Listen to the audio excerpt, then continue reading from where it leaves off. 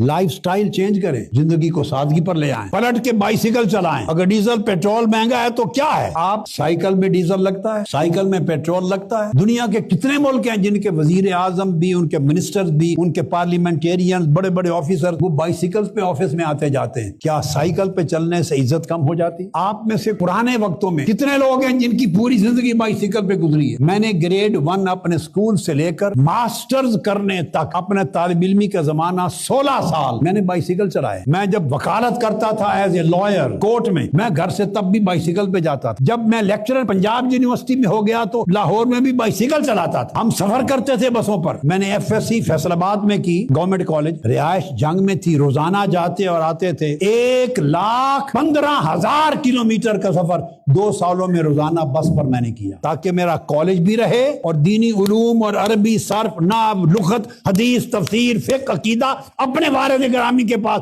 وہ تعلیم بھی چلتی رہے۔ 1,15,000 کلومیٹر سفر 2 سال کیا۔ بندہ اس سے گھستا نہیں ہے۔ وہ کنٹریز جہاں لوگ کثرت سے سائیکل چلاتے ہیں، China, Netherland, Germany, Japan, Denmark, Norway, Belgium, بہت سارے ممالک ہیں۔ ان تمام ممالک کو دیکھیں تو جہاں کثرت سے سائیکل لوگ چلاتے ہیں، ان کا بلڈ پریشر کی وجہ سے ڈیتھ ریٹ نہایت کم ہے، اور سب سے زیادہ ڈیتھ ریٹ بلڈ پریشر کی وجہ سے پاکستان، انڈیا اور بنگلہ دیش کا، ہمارے خطے کا، کیونکہ ہم نے بائیسیکل چھوڑ دی ہے۔